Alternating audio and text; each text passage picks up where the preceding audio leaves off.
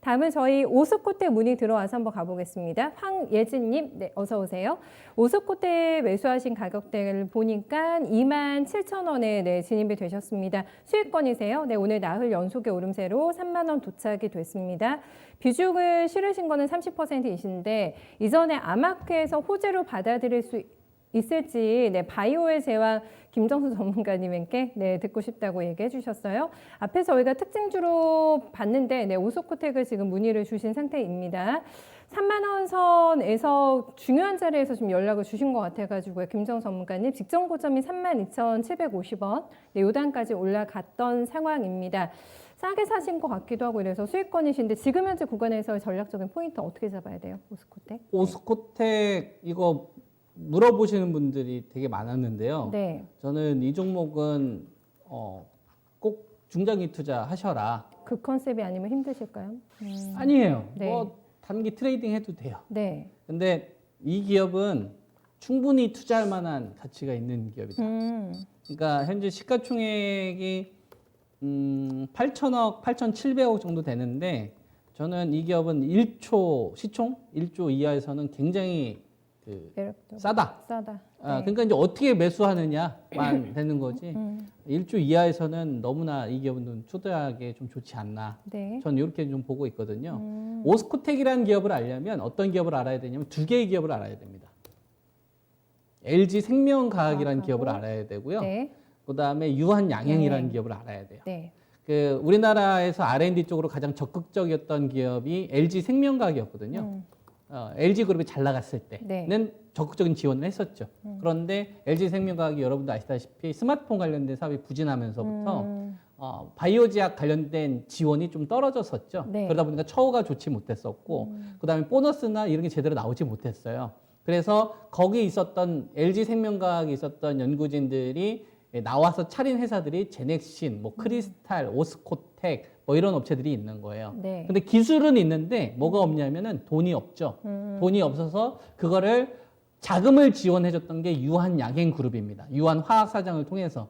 그래서 한올바이오파마 대주주가 이제 대웅제약인데 그거 앉혀주는 사람도 이제 유한화학이고요. 그다음에 오스코텍 같은 경우도 자회사를 통해서 이제 그 레이저 티닙 폐암 치료 쪽 관련돼서 이제 그 유한양행한테 10억에 팔았었거든요. 그것도 다 지분 가지고 있는데 미국 자회사 그것도 어떤 기업이냐면은 LG 생명과학 그 출신인들이 만든 회사인 거예요. 그쪽 라인으로 움직이고 있는 회사거든요.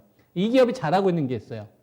퍼스트 인터레스트로 많이 부릅니다. 퍼스트 인터레스트 그러니까 네. 신물질, 기존에 없는 물질 이거와 관련된 상당히 다양한 파이프라인을 가지고 있어요. 그러니까 기술은 있는 거예요.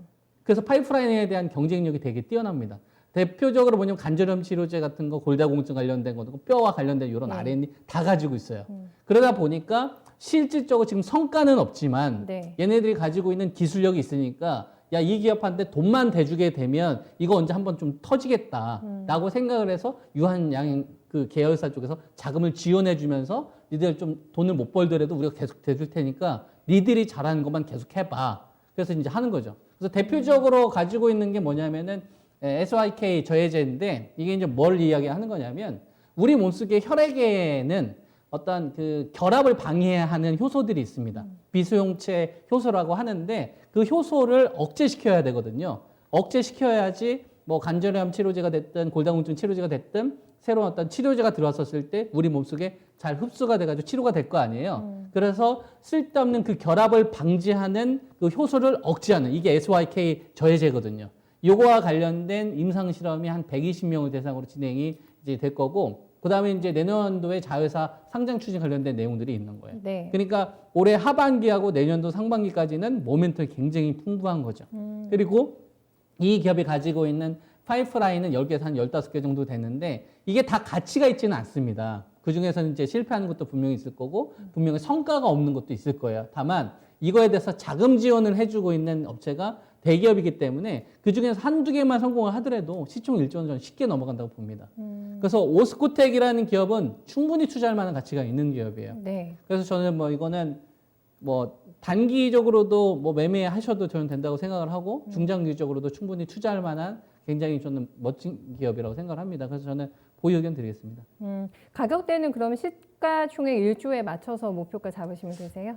그러니까 1주 네. 이하에서는 저는 뭐 더 가져가도 된다고 보는 거죠. 네. 그게 이제 제가 보고 있는 최소 목표치고요. 가다가 이제 등락은 나오겠죠. 뭐 최근처럼 이렇게 뭐 조정은 나왔었잖아. 가다가 이제 차익 매물 나오고. 근데 바이오 제약에서 이 정도 등락은 항상 있어요. 다만 내가 바이오 제약을 골랐을 때 이 기업의 투자 본질이 있느냐 없느냐, 네. 그다음에 이제 허냐 실이냐, 요걸 분간하는 능력이 필요하잖아요. 네. 그래서 그런 부분에 있었을 때 허가 아니라 이 부분은 실체가 있는 기업이다. 네. 그 얘기를 제가 해드리는 거죠. 그래서 뭐 가격대를 굳이 잡아드리자고 한다면 이전 고점 나이 때가 한 26,000원대에서 28,000원 정도 되니까 저 자리만 계속 지켜지게 되면 상방 쪽으로 열리지 않을까요? 그리고 만약에 저 자리가 깨진다는 얘기는 시장이 출렁거림이 좀 있다는 얘기고, 그리고 네. 만약에 설사 저 자리가 조정이 나온다고 한다면은 저는 더 사야 된다고 봅니다. 네. 알겠습니다. 허와 실이 명확하게 가려지는 종목인데요. 네, 실입니다, 정자님. 네, 오스코텍은 중장기 투자가 더 적합하기 때문에 한번 큰 수익 노려보셔도 되지 않을까 싶어요. 네, 탄탄한 파이프라인에 대한 가치를 가지고 있는 기업이라는 긍정적인 평을 저희가 받아봤네요.